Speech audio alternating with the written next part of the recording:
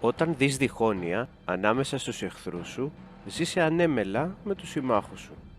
Αλλά εάν τους δεις ενωμένους, τέντωσε το τόξο σου και μάζεψε πολεμοφόδια στους προμαχώνες. Σαάντι Σιράζι, Πέρσης ποιητής.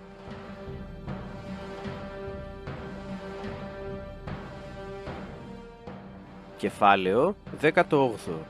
Πέρσες και Άβαροι εναντίον Βυζαντίου.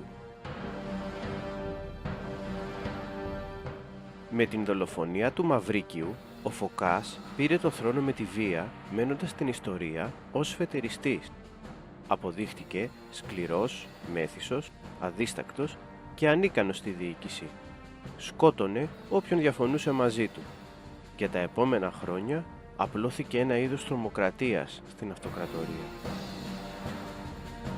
Γρήγορα, πολλοί ευγενείς και αξιωματούχοι εναντιώθηκαν στη διοίκησή του. Χρόνο με το χρόνο, η κακοδιαχείριση και η ανικανότητά του εξαγρίωναν όλο και περισσότερο τους αντιπάλους του. Ένας από αυτούς ήταν ο Ηράκλειος, ο έξαρχος της Καρχιδώνας. Πολλές προσπάθειες έγιναν για να εκδιωχθεί ο Φωκάς. Όλες απέτυχαν. Το 609 μετά Χριστόν, αποφασισμένος να τελειώσει την τρομοκρατία του ανίκανου αυτοκράτορα, ο Ηράκλειος έπλευσε με τα πλοία του στην Κωνσταντινούπολη. Ο Φωκάς συνελήφθη και τον έφεραν στο πλοίο του Ηράκλειου. Λίγο πριν ο Ηράκλειος σκοτώσει τον σφετεριστή αυτοκράτορα, ο Φωκάς τον ρώτησε «Εσύ θα κυβερνήσεις καλύτερα από εμένα?» Και έτσι, το 610, ξεκίνησε η βασιλεία του Ηράκλειου, ενός από τους ενδοξότερους αυτοκράτορες. Ο Ηράκλειος παρέλαβε την αυτοκρατορία σε πολύ δύσκολη θέση. Η κακοδιαχείριση του Φωκά είχε καταστρέψει τα ταμεία. Το εμπόριο είχε εκλείψει. Οι μεγάλες πόλεις της αυτοκρατορίας είχαν λαιλατηθεί. Οι Πέρσες, οι Άβαροι και οι Σλάβοι και οι Βούλγαροι υποτελείς τους επιτίθονταν αδιάκοπα στο Βυζάντιο. Οι Βυσιγότθοι ξαναπήραν τα εδάφη στην Ισπανία. Οι Σλάβοι, βοηθούμενοι από τους Άβαρους, εισέβαλαν στην Ελλάδα και τα Βαλκάνια.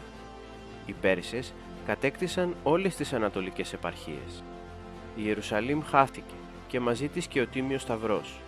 Στην Αλεξάνδρεια οι πύλες άνοιξαν με προδοσία και η Αίγυπτος έπεσε χωρίς μάχη.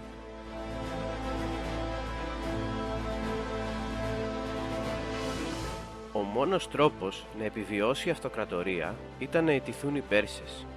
Ο Ηράκλειος αναδιοργάνωσε τον στρατό, σύναψε συμμαχία με τους Χαζάρους και έκλεισε συμφωνία ειρήνης με τους Άβαρους. Σκοπός του ήταν να νικήσει τους Πέρσες και να πάρει τα εδάφη του πίσω.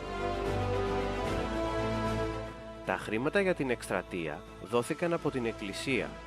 Ο Πατριάρχης Σέργιος έλειωσε όλα τα πολύτιμα αντικείμενα και με αυτά ο Ηράκλειος έκοψε νόμισμα.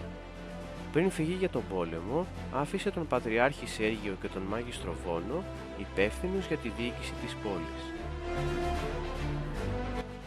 Εν τω μεταξύ, οι Πέρσες είχαν φτάσει στη Μικρά Ασία και απειλούσαν την Κωνσταντινούπολη. Με την πρώτη του εκστρατεία, ο Ηράκλειος επανέκτησε τα εδάφη και τους απόθησε.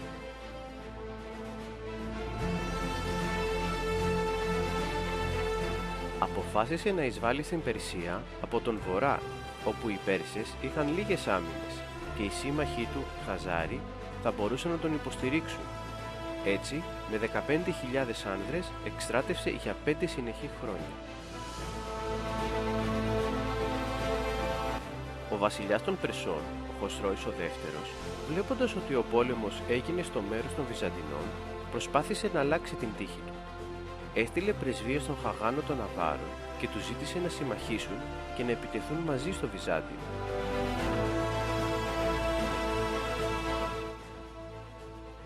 Έτσι, το 626 μετά Χριστόν, 80.000 Άβαροι, Σλάβοι και Πέρσες πολιοάρκησαν την Κωνσταντινούπολη, ενώ ο Ηράκλειος ήταν στα βάθη της Περσίας.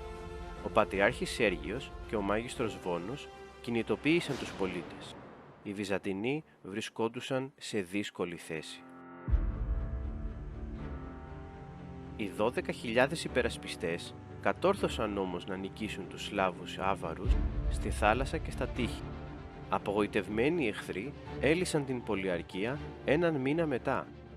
Οι Βυζαντινοί απέδωσαν την νίκη τους στην Παναγία με έναν ύμνο ο οποίος ακούγεται ως σήμερα, τον ακάθιστο ύμνο. Μόλις έμαθε τα νέα της πολιαρκίας, ο στρατός αναθάρισε και κατατρόπωσε τους Πέρσες στη μάχη της Νινεβή το 627 μετά Χριστόν.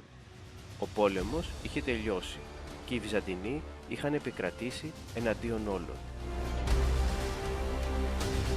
Τα εδάφη και ο Τίμιος Σταυρός επέστρεψαν στην αυτοκρατορία και η Περσία ιτήθηκε. Πλέον, οι Βυζαντινοί είχαν να αντιμετωπίσουν τους Άβαρους και τους Σλάβους.